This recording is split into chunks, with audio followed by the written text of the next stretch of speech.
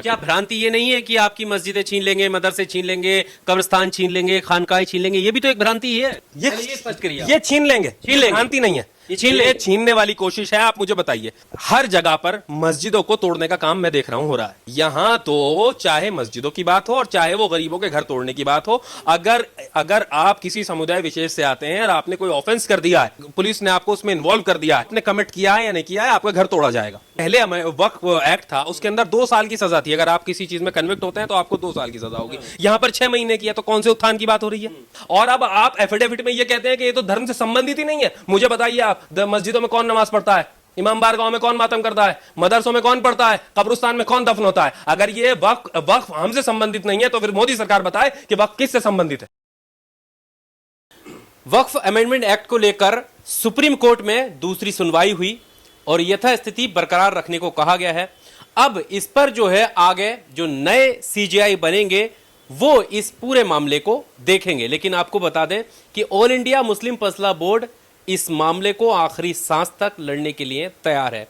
सवाल यह है कि सुप्रीम कोर्ट में यह मामला गया है, किस तरह की आगे की लड़ाई रहने वाली है?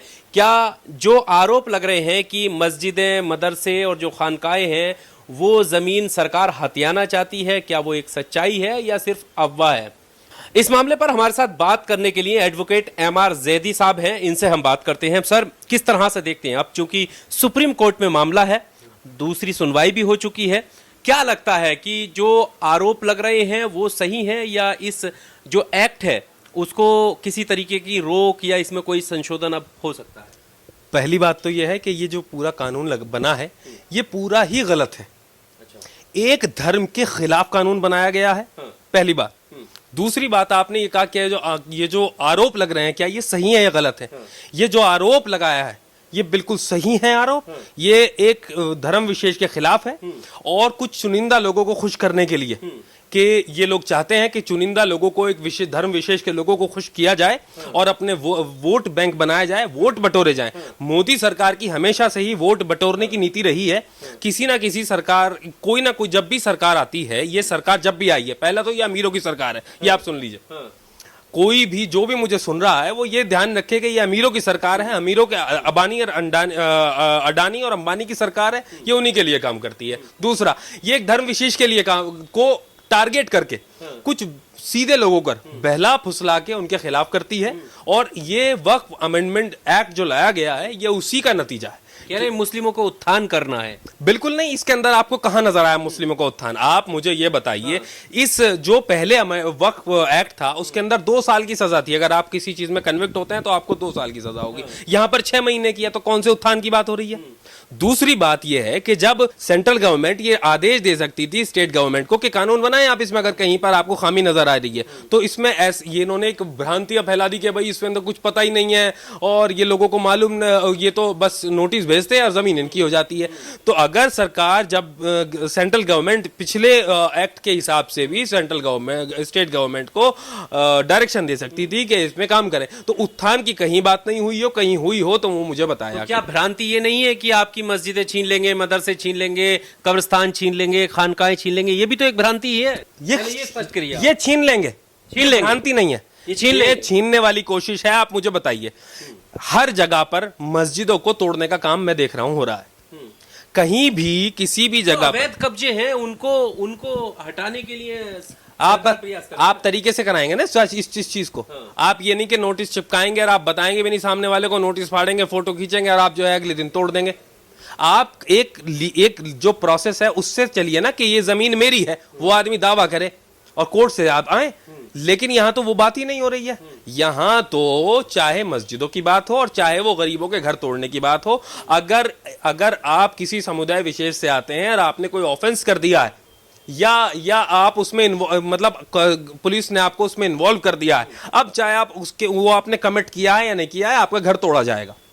एज एन एडवोकेट आप ये बात कह रहे हैं, इतनी बड़ी बात कह रहे हैं कि सरकार ये चाहती है। बिल्कुल, सरकार ये कर रही है, सरकार ये कर रही है। एक्चुअल में आप देख सकते हैं हर जगह पर जो घर तोड़े जा रहे हैं, सुप्रीम कोर्ट ने इस बात को कहा है। पर अगर मोदी सरकार की बात करें, 2014 से आई है, वक्फ की संपत्तियां कितनी ज्यादा पुरानी हैं, उसके बावजूद ये सरकार दावा करती है कि वक्फ की संपत्तियों ने पहले से ही मुसलमानों का उत्थान क्यों नहीं किया, और अब अगर सरकार करना चाह रही है तो आप उस पर रोक लगाना चाहते हैं। उत्थान किस चीज का हो रहा है मुझे आप ये बताइए। ये सिर्फ अरे चंद लोगों के हाथ में है वक्फ की संपत्तियां, जी नहीं, इस्तेमाल कर। आपको मैं बताऊं, वक्फ की संपत्तियों पर छोटे मस्जिदों पर छोटी छोटी दुकानें होती हैं जो कि गरीबों की दुकानें हैं।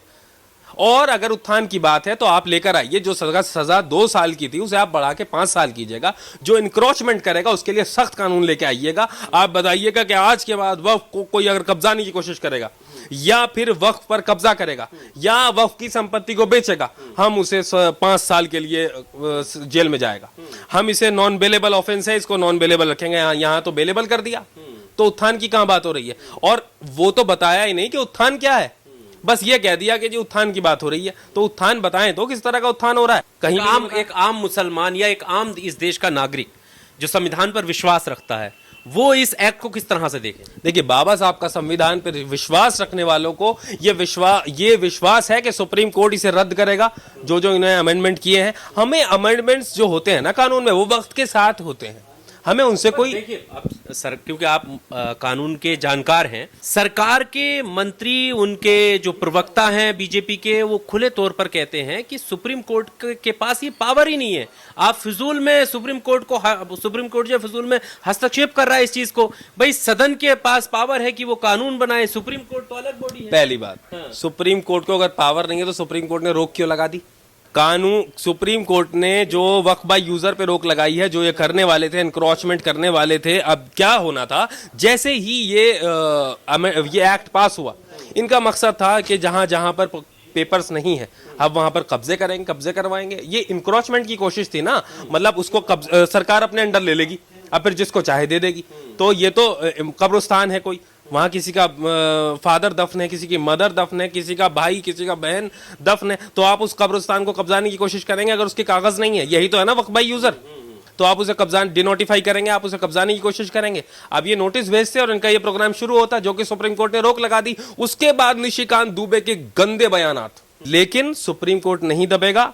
जजेस वहां न्याय देने के लिए बैठे हैं, इंसाफ देने के लिए बैठे हैं। आप चाहे धनखड़ साहब हो, चाहे निशिकांत दुबे हो, कितना भी बुरा कह लीजिए, वो जो रोक लगाई थी वो एज इट इज लगी हुई है।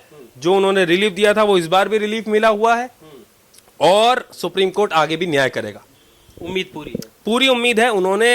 हमने सोचा था कि भाई राम मंदिर के बाद शायद ये चीजें थम जाएंगी, लेकिन ये तो दिन पे दिन बढ़ती चली गई। अभी काशी पहुंच गए, अभी मथुरा पहुंच गए, और नए नए नारे दिए जा रहे हैं मुसलमानों के खिलाफ। एक प्रॉपर तरीके से जहर फैलाया जा रहा है। आज जिन लोगों से मेरी बहुत अच्छी दोस्ती हुआ करती थी, आज वो मेरे साथ नहीं है। कि सिर्फ मैं मुसलमान हूं इसलिए? हमारे बाप दादाओं ने कुर्बानी दी है इस देश के लिए। हमारे पास ऑप्शन था कि हम इस देश को छोड़ दें, लेकिन हमने नहीं छोड़ा। हमें इस देश की मिट्टी से मोहब्बत है, हम इस देश के लिए जान दे देंगे। और मुझे लगता है कि अब हिंदू मुसलमान की पॉलिटिक्स से हटकर ये वक्फ एक्ट की जो नई वक्फ एक्ट के जो नए वो ये बता रहे हैं फायदे, उनसे हटकर राजनीति करें, जोड़ने वाली राजनीति करें। इसे ये तो सुप्रीम कोर्ट हटाएगा ही। जो आपने ये कानून लेके आए हैं, ये एक धर्म विशेष के खिलाफ कानून लेके आए हैं, ये सुप्रीम कोर्ट रद्द करेगा। अब आपको समझ जाना चाहिए, जनता को समझ आ रहा है। सुप्रीम कोर्ट रद्द कर सकता है? बिल्कुल कर सकता है, क्यों नहीं कर सकता, पावर है उसको। अगर आप किसी भी सरकार धर्म के खिलाफ लेके आएंगे चीजों को, तो सुप्रीम कोर्ट को पूरा राइट है।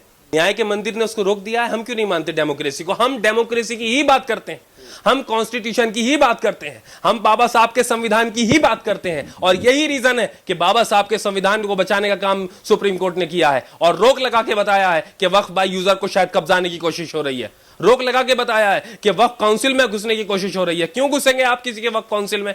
और अब आप एफिडेविट में ये कहते हैं कि ये तो धर्म से संबंधित ही नहीं है। मुझे बताइए, आप मस्जिदों में कौन नमाज पढ़ता है? इमाम बारगाहों में कौन मातम करता है? मदरसों में कौन पढ़ता है? कब्रिस्तान में कौन दफन होता है? अगर ये वक्फ हमसे संबंधित नहीं है, तो फिर मोदी सरकार बताए कि वक्फ किससे संबंधित है।